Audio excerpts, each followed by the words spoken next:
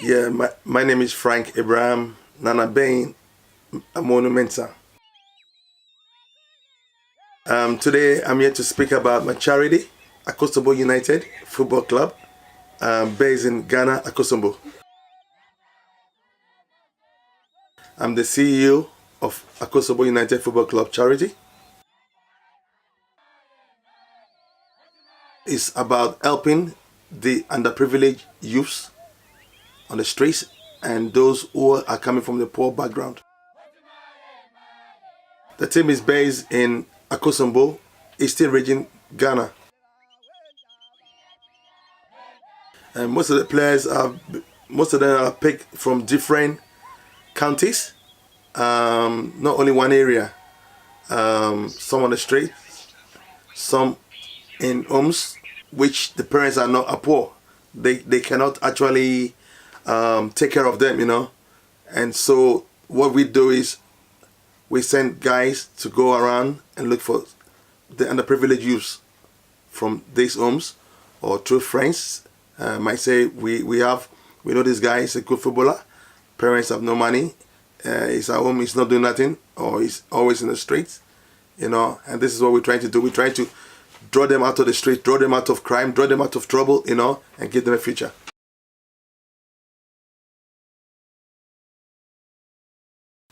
What made me was in 2010, one of the MPs in a district called Esojama district. Esojama district is in Eastern Region, and he's also a pastor who is a friend of mine. So basically, he invited me to Parliament, and I went and met him, and he spoke to me about how we're going to help these youths, you know, who are idolizing on the streets, who are home doing nothing, you know. These underprivileged youths, how are we going to help them? And I said, well, we can use sports, you know. As I am an ex-semi-professional footballer myself, played in United Kingdom, done the level 1 of my coaching badge, and I thought I could use that experience to draw them, you know, draw them out of the street, draw them out of trouble, and give them a future.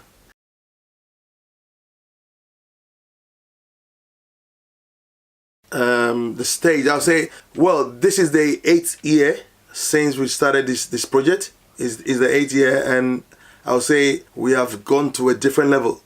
Basically, the team are in the National Second Division League, Football League in Ghana, playing the National Second Division League in Ghana. So they are doing well. We are, as we said earlier, we not only football, we want to also educate them, give them education.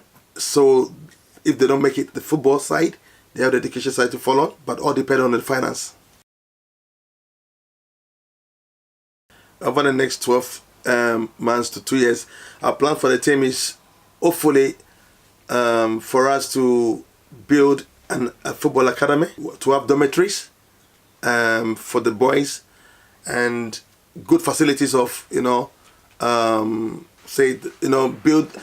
basically build a school attached to the accommodation, and basically they have to be training and finish training and then going back to classes, you know, studying also other subjects like computer literacy, maths, English, attached to their football. Also, the main aim is also the next 2 years is to get most of them who are good enough to get scouts, agents from abroad, to have a look at them and basically see how many of them are actually good enough to be taken abroad, yeah, for them to be able to have a great future in Europe or in all parts of the world. You know, this is our main aim, and also for them to also be educated. You know, so if they don't make it in football, like I said, they would have the education side. So this is our aim for the next 12 months to 2 years onwards. This is our aim to help support them. This is what we actually have set our minds.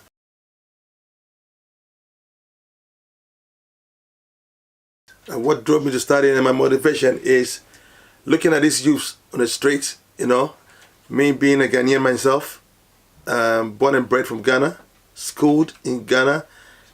Went to secondary school in the town the football is based, Akosombo secondary. I want to put something back into the community, you know, because I attended school there and they made me who I am now. So I wanted to put something back into the community, and basically this is what drove me, it motivated me. And also, like I said, looking at the kids on the streets, I felt the government is not doing nothing. You know, the government is not putting money in. They don't care, but I care. So this is why I took this upon myself with the help of the MP to establish this foundation.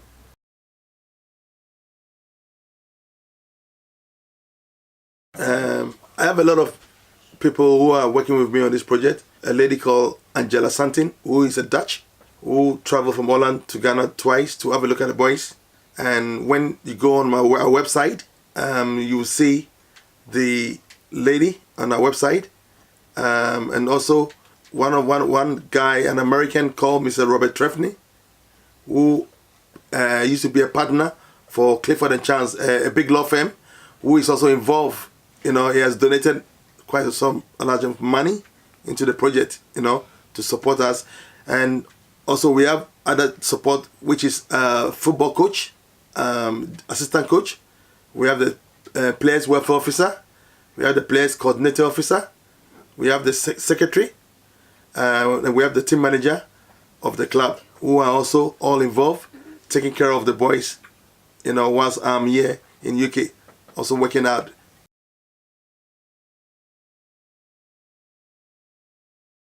It's not easy. I mean, every week, my wages I've been sending about £200 to the club in Ghana for their feeding. You know, that's what I send every week for their feeding, which is not easy. You know, it's not easy. And also, once in a while, we because of the job I do, I pick up a lot of clients from different companies like JP Morgan, Clifford and Chance, Berenberg, UBS Bank, Bank of America, Deutsche Bank. You know, all these guys. I pick from these companies.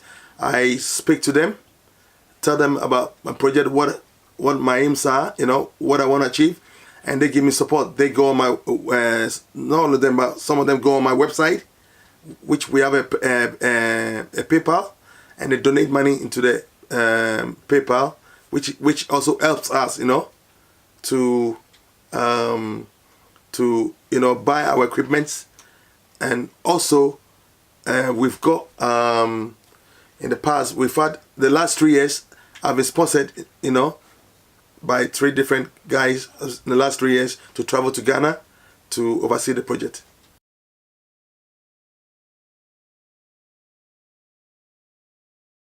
I will need everyone to really look into this project and see where I'm coming from, to see that these boys, the underprivileged youth, they really need a future, you know, and to be able to give them that future, I will need the support from people, yeah, people to donate and sponsor the club and donate, because we want to build an academy. But without the people donating or sponsoring or supporting, I won't be able to do it on my own, because it's not. I also have family I have to take care of, family I have to look after, family, you know, and so working all these hours, I have to work a lot of hours, 6-7 days sometimes, to be able to cater for these boys, you know. So with the help of the public, with the help of people, you know, I'm pleading and asking them to go on my website, which I'll give them my website in a minute, to go on my website and look at what my aim and achievement is here, and to donate in the paper, to be able to use that money to build the school and build the dormitories, for these boys.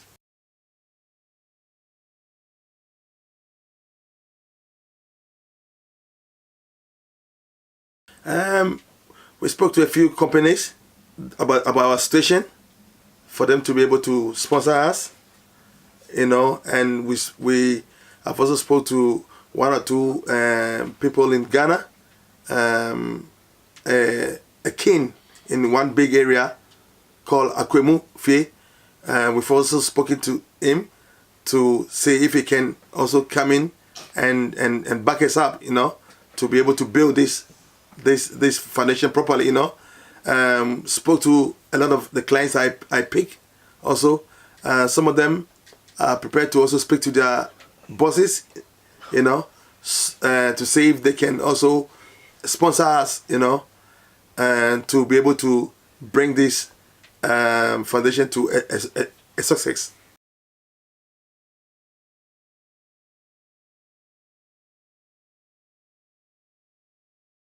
Yeah, how I'll use the money if by God's grace, we acquire and we receive this money we need.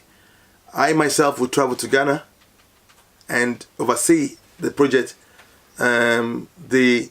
about buying a land, and also about speaking to the contractors and see how much we need to spend.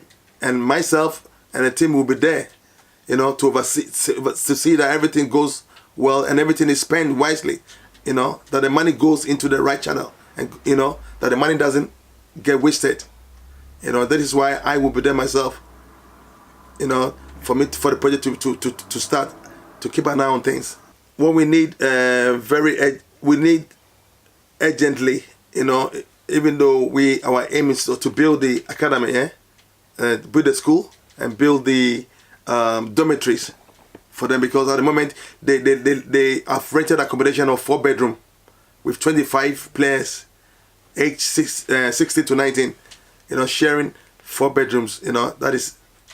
That's not easy for them, and only one toilet and one bathroom. So we need to build the dormitory with about 6 toilets, 6 bathrooms, a big hall for them to use, and also about 3 classrooms for them to use for computer literacy, English and math lessons.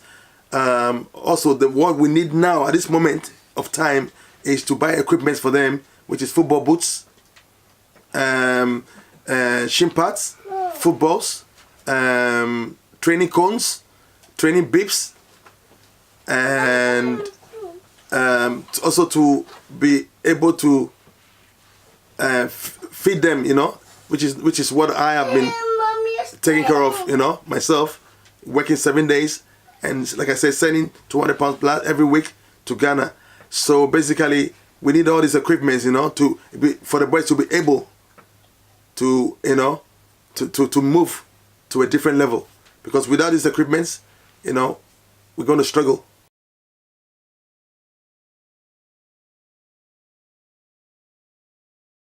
In 10 or 20 years, and the team, not only the team, but also the women, with the education side, not only the football players, education side, we want the women who have children, women who have no husbands, have no partners, who are struggling with their children, who want to move to a different level. We want to also get them to come and study, for free.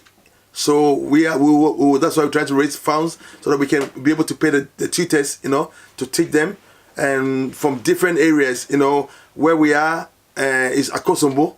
There is also a town called Akrade. There's also a town called New Akrade. There's also a town called Bon. There's also a town called Akuse. There's also a town called Somanya. There's also a town called Odumase. These are all the towns, which is around Akosombo, which everyone in that area is underprivileged. Women and men, or can come also and join the football club to have a free studies. And like I said, in the next 10, 20 years, our aim is to build academy, a big academy, you know, where we have players or guys passing through, like, you know, like you go to secondary, you do a GC level, yeah, and then you go to the A levels, you know, university, and this is what we're trying to do in the football wise, yeah, where the players will come through the football, you know, get to different clubs which are good enough to take care of them, you know, and give them a future. And those who also come to learn computer literacy, take the exams, maths, English, you know, go on and get better jobs. This is our aim and our objectives in the long run.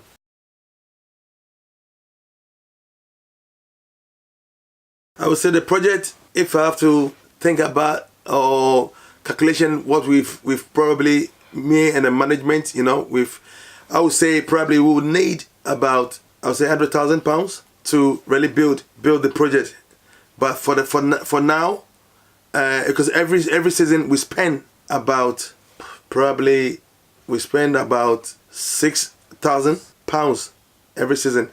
We spend about £6,000 to take care of their medical needs, you know, because their injuries, yeah, and them going to hospital, yeah, because they're not feeling well or they've got malaria, you know, and also with the football matches, we don't have a football bus. When we're traveling away, we have to keep renting vehicles, yeah, and it costs a lot of money, you know. It costs a lot of money, and basically, we're also paying rent, water bills, gas bill for the apartment they are living, you know. So I would say overall, I'm asking that if there's companies listening to this or ex-football players, yeah, you know, I'll be very glad, you know, that they can come to our aid and give us support.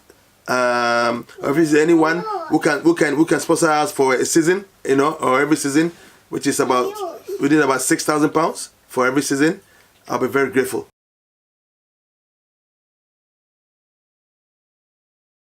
Yes, my final words for the viewers is, I hope that you have listened to my the words I've brought to you tonight. That my situation is to help these underprivileged youths.